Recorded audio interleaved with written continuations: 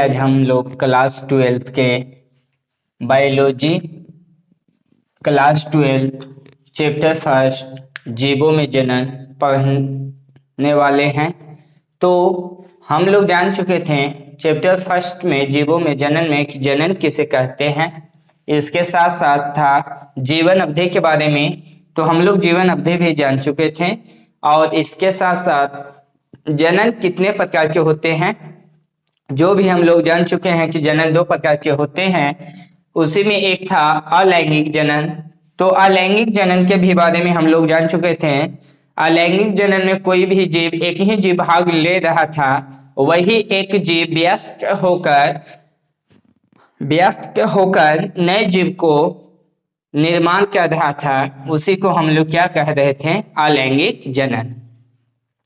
तो अलैंगिक जनन के प्रकार 6 थे, जिसमें से हम लोग जान चुके हैं कि विखंडन किसे कहते हैं।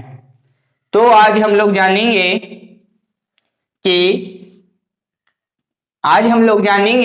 कलिकाय या मुकुलन अलैंगिक जनन। कलिकाय या मुकुलन अलैंगिक जनन किसे कहते हैं। तो चलिए कलिकाय या मुकुलन अलैंगिक जनन की परिभाषा क्या लिखा गया है जो पहले सुनिए। कि इस जनन में, मतलब कि कौन से जनन में, कलिकाय या मुकुलन अलैंगिक जनन में। इस जनन में वयस्क जीवों के शरीर में पहले एक उभार बनता है जिसे कलिका कहते हैं। बोला कि इस जनन में, मतलब कि कलिकाय या मुकुलन अलैंगिक जनन में जनन के वयस्क जीवों में, मतलब कि जो जनन में भाग ले रहा है उस जीव कैसा है, वयस्क जीवों के शरीर में पहले एक उभार बनता है। मतलब कि जो वयस्क जीव है उसमें सबसे पहले क्या निकलता है, एक उभार निकलता है जिसे हम लोग क्या कहते हैं, कलिका कहते हैं। जो वयस्क जीव रहेगा उसके शरीर में क्या निकलेगा, एक उभार निकलेगा, उसको हम लोग क्या कहते हैं, कलिका कहते हैं। यह कलिका विकसित होकर एक पूर्ण विकसित जीव बना देती है। जो कलिका है वह अपने आप में क्या होगा, विकास करके एक पूर्ण जीव का निर्माण कर देता है।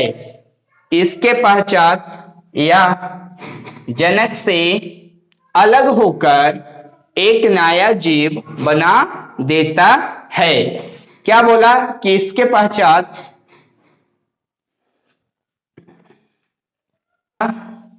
मुकुलन अलैंगिक जनन क्या बोला कि इस जनन में वयस्क जीवों के शरीर में पहले से एक क्या निकला हुआ होता है, उभार निकला हुआ। उभार सबसे पहले क्या बनेगा, कलिका अलैंगिक जनन में कोई वयस्क जीव रहेगा उसके शरीर में एक क्या निकलेगा, उभार आगे बनेगा। ठीक है, वही उभार को क्या कहा है कि कलिका कहते हैं। जो उभार बनता है वयस्क के शरीर में, मान लो कि यह वयस्क के शरीर है, इसमें यह क्या बना बेटा, उभार बना, यही क्या कहलाएगा, कलिका कहलाएगा। और यही कलिका जो होगा, कलिका में धीरे धीरे विकास होगा। ठीक है, देखिए पहला चित्र हम एक लिख दिए हैं, इसमें दिखाए हैं कि यह क्या है, एक उभार निकला हुआ है जिसे हम लोग क्या कहें, कलिका कहें, और छोटा उभार निकलता है। ठीक है, देखिए चित्र 2 में देख लीजिए आप। इसमें देखिए यही कलिका में क्या हुआ, विकास हुआ। मतलब कि जो कलिका बनता है उसमें फिर क्या होने लगता है, विकास होने लगता है। और फिर यही कलिका देखिएगा चित्र 3 में देख लीजिए, क्या हो जाता है, जनक से अलग हो जाता है। अपने जनक से, मतलब जिनमें बना ना, उससे क्या हो जाएगा, अलग हो जाएगा। और इसी विधि को हम लोग क्या कहते हैं, कलिका या मुकुलन विधि कहते हैं। कि कोई जीव रहेगा वह वयस्क जीव होगा, ऐसा नहीं परिपक्व होगा। वयस्क के कहने का मतलब कि परिपक्व, अलैंगिक जनन में वह भाग ले सकता है। वह कैसा होगा, व्यस्क होगा। और व्यस्क के शरीर में क्या निकल जाएगा, उभार निकल जाएगा। और उभार निकलने के बाद जो विकास करेगा तो किस में विकास होगा, कलिका में विकास होता है। देखिए यहाँ पे छोटा था बाबू, यहाँ पे विकास करके इतना बड़ा हुआ। जब इसमें विकास होता है तो यही विकसित होकर किससे अलग हो जाते हैं, जनक से अलग हो जाते हैं। मतलब कि जिनमें उभार बना था ना, और अब तो कलिका विकसित हो गया, विकास कर गया, और वह अपने जनक से क्या हो जाते हैं, अलग हो जाते हैं। और अलग होकर एक नया जीव का क्या कहते हैं, निर्माण कर देते हैं। उसी को हम लोग क्या कहते हैं, कलिका अलैंगिक जनन। कलिका अलैंगिक जनन या कलिका प्रबंधन भी कहा जाता है, या इसे मुकुलन अलैंगिक जनन भी हम लोग कह सकते हैं। तो चलिए आप इसका स्क्रीनशॉट ले लीजिए।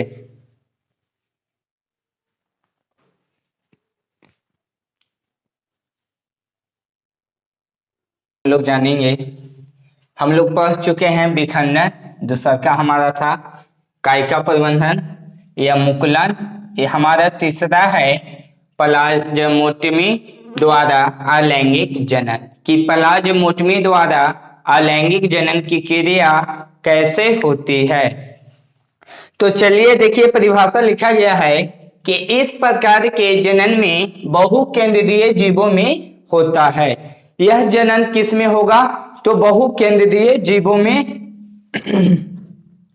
इस प्रकार के जनन किस में होगा, तो बहुकेंद्रीय जीवों में होगा, जिसमें एक से अधिक क्या हो, केंद्रक का निर्माण होता हो, उसमें प्लाज्मोटमी अलैंगिक जनन की क्रिया होती है। तो देखिए नीचे लिखा गया है कि जिनका जीव द्रव विभाजित होकर दो जीवों में बंट जाता है, बाद में केंद्रीय केंद्रक विभाजन होकर पहले जैसा संख्या प्राप्त कर लेता है, उसे हम लोग क्या कहेंगे, प्लाज्मोटमी अलैंगिक जनन। देखिए परिभाषा तो बोल दिए बाबू, कुछ समझने में भी तो ना आया होगा कि क्या बोले। सबसे पहले बोला कि इस प्रकार के जनन बहुकेंद्रीय जीवों में होता है, मतलब कि एक केंद्रक वाला जीव में यह विभाजन की क्रिया ना होगा। जिसमें एक से अधिक केंद्रक बनाने की क्षमता होती है, वैसे जीव में यह अलैंगिक जनन की क्रिया होगी। कौन सी अलैंगिक जनन की, तो प्लाज्मोटमी अलैंगिक जनन की। ठीक है, तो बोला कि जिनका जीव द्रव, देखिए हम उदाहरण उठाए हैं, देखिए ओपेलोइना, फिर है पॉलीमिक्सा, फिर है पैरामीशियम। तो देखिए पैरामीशियम का फिगर बना दिए हैं और इसमें लिखे हैं कि कोशिका द्रव और एक केंद्रक। ठीक है, तो देखिए पैरामीशियम में भी एक से अधिक कोशिका बनाने की क्षमता है। तो देखिए इसका अगला हम फिगर बनाएंगे पैरामीशियम का, तो इसकी क्या होगी, सबसे पहले जो इसमें जो कोशिकीय द्रव है इसका क्या होगा, दो भागों में क्या होंगे, या विभक्त होंगे, मतलब कि दो भागों में यहां से विभाजित होकर टूट जाएगा। ठीक है, अब उसके बाद दोनों में अलग अलग क्या बनेगा, केंद्रक। आगे से तो एक केंद्रक है, तो दोनों में विभाजित ना हुआ, तो सबसे पहले किसका विभाजन हुआ, तो कोशिकीय द्रव का विभाजन होगा।